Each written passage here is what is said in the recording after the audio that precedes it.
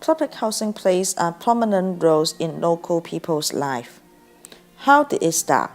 This video will give you a better picture of the earliest form of public housing in Hong Kong. After the Second World War, we witnessed an influx of immigrants from the mainland into Hong Kong.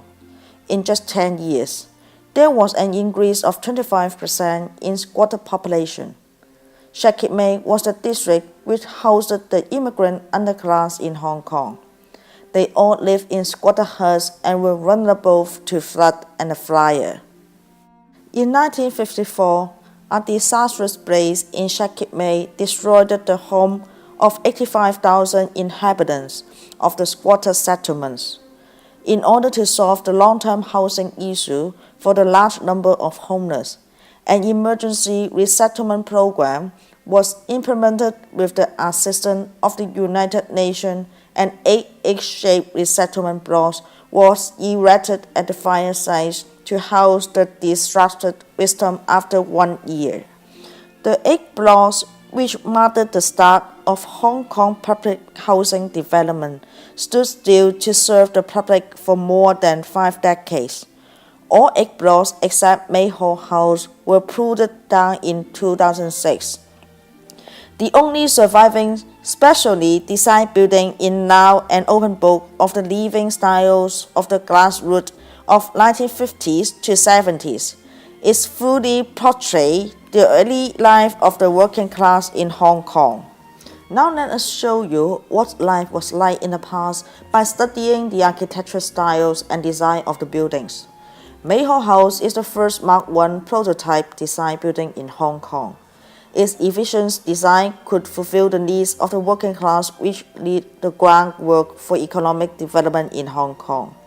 The government built Mayhall House in a year to provide shelter with basic facility for a huge number of fire victims. This kind of resettlement blocks feature 2 identical wings, being linked up by a cross-plate central blocks, forming an egg-shaped plan. Each block is 7-story, with 31 flats of each floor per wing. There are 72 flats in total. Each residential unit is 10 feet wide, 12 feet deep, and can accommodate 5 adults. Children under the age 10 could be counted as half an adult. The living environment in resettlement block was cramped. Immigrants at that time could hardly make ends meet, so indoor furniture was usually simple. Stuff were piled high up right outside the unit. Most of the people went outside for working during the daytime and only need a bed at night there.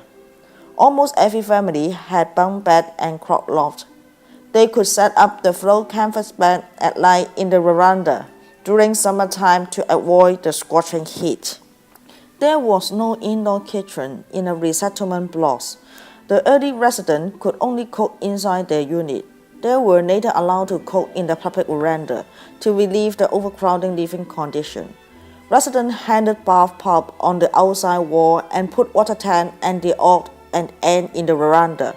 That caused a blockage of passage and posed a huge danger in the case of the accident.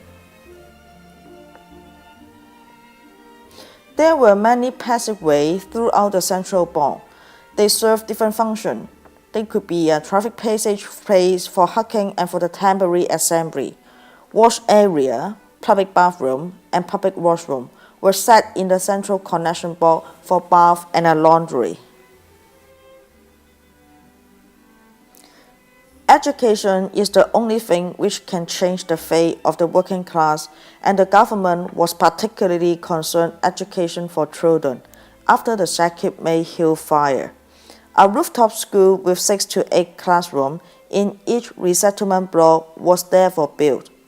Each of them accommodated over 40 students. It served both morning and afternoon school, which could accommodate over 5,000 students. Classrooms were located in the 2 wings on the roof floor. The central space was taken as a place for recess and class of physical education.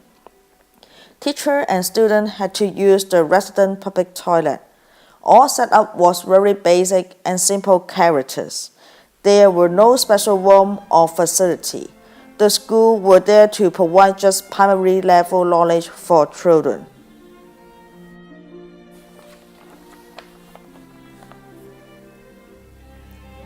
Close bond developed between residents in each cramped living condition. In time of economic hardship, residents could always exercise mutual care and support. They shared everything like food and took care of each other's children.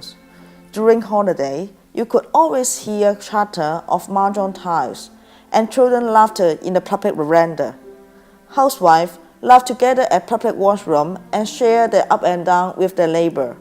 The strong sense of community and harmony in sharp contrast to the detachment in self-contained unit block nowadays.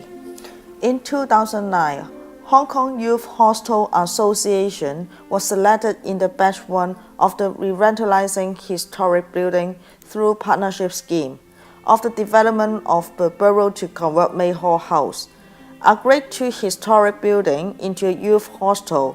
YHA provides 129 rooms, which are fully re-renovated from the original public housing flat.